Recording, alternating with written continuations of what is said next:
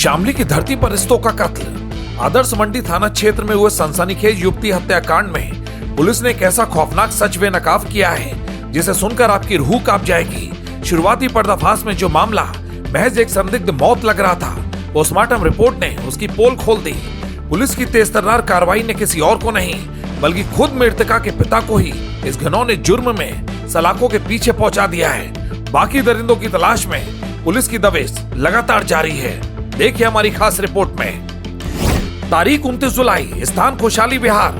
आदर्श मंडी थाना क्षेत्र में रहने वाली गरिमा दहिया की संदिग्ध हालात में मौत की खबर सामने आई। घर वाले सीना चौड़ा कर आनन फानन में अंतिम संस्कार की तैयारियां कर रहे थे, मानो जैसे कुछ हुआ ही ना हो।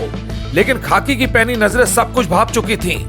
पुलिस वक्त रहते मौके पर पहुंची, शव को अपने कब्जे में लिया और पोस्टमार्टम के लिए भेज दिया। जब पोस्टमार्टम की रिपोर्ट सामने आई तो सच्चाई ने सबको सन्न कर दिया। मौत की वजह कोई बीमारी या हादसा नहीं बल्कि साफ साफ एंटी मॉर्टम स्ट्रैंगुलेशन यानी गला घोटकर की गई बेरहमी से हत्या थी।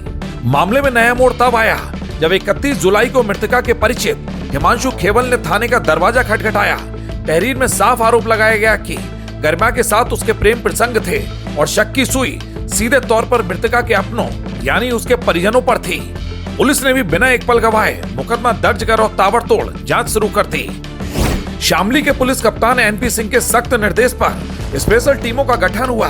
घटना स्थल की चीरफाड़ से लेकर तकनीकी और इलेक्ट्रॉनिक साक्ष्यों के आधार पर एक एक धागे को जोड़ा गया। जब सबूतों का चक्रव्यूह बना तो शिकंजा कसा और खाकी ने मुख्य आरोपी यानी मृतका के ही अपने पिता सुधीर दहिया को हथकड़ी पहना दी। 29/7/2026 को एक सूचना प्राप्त हुई थी।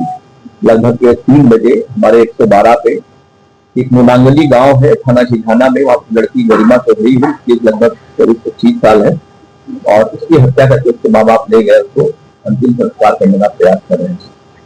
जो कॉलर था वो हिमांशु खैरवाल था और जिसका उस बच्ची से प्रेम प्रसंग लगभग 8 वर्ष से चल रहा था। और वो जो हिमांशु खैरवाल है उसके जो मृतका लड़की है उसके भाई का दोस्त था, उनके घर पे उसका आना जाना था। वहां फोन कर दिया जहां उसकी शादी तय हुई थी और लोग नाराज होकर के शादी को तोड़ दिए। इसी बात को लेकर के उनका भाई अर्जुन बहुत नाराज हो गया और उसने अपनी बहन जो गरिमा थी उसने गलत होकर उसकी हत्या कर दी। खून के रिश्ते को कलंकित करने वाले शख्स से पुलिस कड़ाई से पूछताछ कर रही है। कानून का हंटर इन पर पूरी तरह से एक्टिव है और इस खौफनाक साजिश में शामिल बाकी आरोपियों की धरपकड़ के लिए पुलिस की टीमें ताबड़तोड़ दबिश दे रही हैं। शामली पुलिस का साफ और कड़ा संदेश है, इस हाई प्रोफाइल और चर्चित हत्याकांड में शामिल किसी भी मुजरिम को बख्शा नहीं जाएगा।